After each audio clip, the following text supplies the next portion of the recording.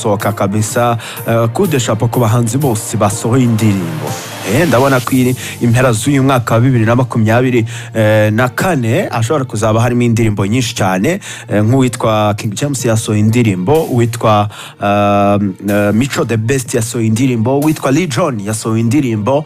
Urabona yuko kabisa impera z'uyu mwaka wa 2024 hazaba hari indirimbo nyinshi. Nizi ngizi dufite muri music battle nazo nizo muri aya mezi ya nyuma, bigaragaza yuko mpera z'uyu mwaka kabisa hazaba hari imiziki myinshi kandi imeze neza iryoshye. King James urumva ba Chris Ize, abahanzi benshi bateguje indirimbo kandi ubona ko ni fresh cyane. Zimwe turagenda tuzumva muri iki kiganiro, ariko kandi nyemerera mpere kuri Alpha Rwirangira agiye gukora igitaramo cya kabiri cy'amashimwe live concert. Ni umwe mu ba papa kabisa bazi kuganira. Muri ishize tuganira muri Showbiz Today, murabyibuka yuko yatubwiye ko yamaze guhindura gahunda ze zose mu muziki, yazerekeje ku ndirimbo zo kuramya no guhimbaza Imana. Avuga yuko nguramutse wisobanukiwe ukamenya umuziki wawe orientation wawuha cyangwa se icyerekezo wawuha, wahitamo kuririmbira Imana. Nawe rero nibyo yakoze. Numwe mu banditsi beza dufite, akagira ijwi ridasanzwe, by'umwihariko amashimwe y'aba indirimbo ye idasanzwe, kuko amaze gukora ibitaramo by'amashimwe. Inshuro ya mbere byagenze neza, ni inshuro nayo mu by'ukuri biri kugenda neza. Nyuma y'igitaramo cya mbere yakoze, akaba rero yahisemo kongera gutumira Richard Nick Ngendahayo. Bushize hano tuganira tubwiye yuko ari umwe mu baramya afatira w'icyitegererezo, wamwigishije ndetse akamubera urugero rwiza. Ariyo mpamvu mu by'ukuri mu bitaramo ari gukora hariya muri Canada yahisemo yuko Richard Nick Ngendahayo yaba umwe mu bamuba hafi ndetse bakabasha gukorana, bigakomeza kuryoha cyane. Ku itariki 23 z'ukwezi kwa 11 Ottawa muri Canada azaba ari kumwe na Richard Nick Ngendahayo. Alpha Rwirangira kandi azaba ari kumwe na Antoinette Rehema. Uyu nguyu ndamwibuka mu ijwi rikomeye cyane ryiza, ariko yimukira muri Canada aririmba neza cyane. Ndetse azaba ari n'uwitwa Moses Mugisha. Igitaramo rero cy'amashimwe live concert second edition, kikaba igitaramo cya kabiri cy'izi konseri yari yazitangiriye ahitwa Edmonton. Kuri ubu rero akaba agiye gukora iki gitaramo cya kabiri. Ubwo tumwifuriza amahirwe masa kuri Alpha Rwirangira. Dossier y'igitaramo cyitwa Israel Mbonyi Cyambu ni igitaramo aherutse guteguza hariya muri BK Arena, niho kizabera. Byagenze bite rero? Mbere nakubwiye ko iki gitaramo kigomba kubera ibiganiro byari bihari, byari ibiganiro bigeze nko kuri 90% byo gukorera igitaramo ahitwa Canal Olympia kwirebero. Harazwi cyane na hantu hanini hagutse.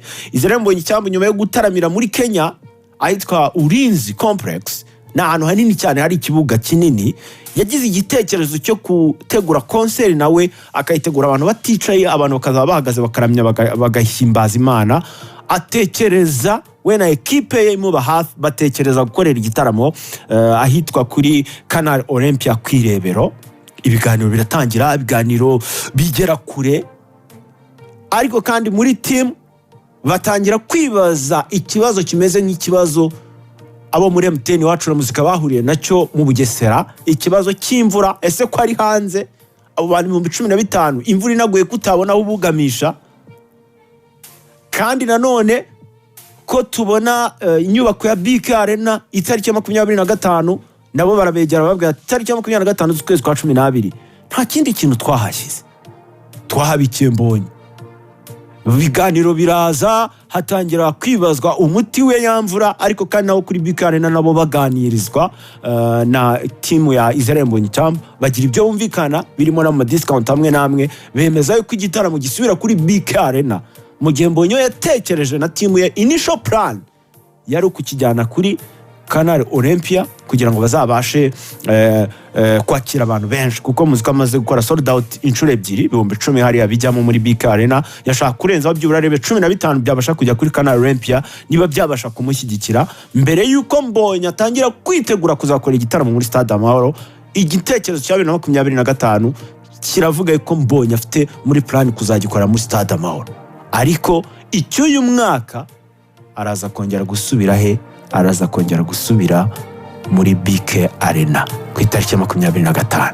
tariki 31 ibiganiro bigeze kure by'uko mbonye yakongera agataramira muri Kenya mu gitaramo gisoza umwaka. Ariko icyo naba nkubwiye nuko ubu ngubu kabisa afishe batangiye no kuzikora zizaba zanditseho BK Arena. Nako ibintu bigeze. King James ni legend, ageze kure imyiteguro ya albumu ye ya 8. Arakuvanga albumu ya 8 ukajya ngo ni ibintu byoroshye. Kuyanga uzakora albumu 8 uzishyire hanze, ni ibintu bikomeye cyane. King James rero akaba yashyize hanze indirimbo yise Ride or Die, imwe mu ndirimbo zino gukundwa cyane. Ni album avuga ko yagerageje guhurizaho talent, ni album avuga yuko ari album ikomeye. Arateganya kwishyira hanze mu minsi mike iri imbere, ndetse mu myaka 15 amaze akora umuziki. King James ni umwe mu bari ku rutonde rw'amaze gushyira hanze album nyinshi, barimo Masamba Intore, Witonze Clementine cyangwa se Tonzi, ndetse na Butera Knowless. Abo nibo bakiyoboye kuri ubu ngo muri album nyinshi zagiye hanze, ndetse utibagiwe na Riderman. Akaba rero agiye gushyira hanze album nyuma yo album yise Ubushobozi, ari album yatangarije Radio Rwanda ko yamubyariye amafaranga ageze kuri $60 kuri platform ya Zana Talent. Bivuze yuko iyi nayo ishobora kuzaba imwe muri album nziza. Avuga ko kuri 80% iyi album ategura rwose ya 8 ngo yamaze gutunganywa.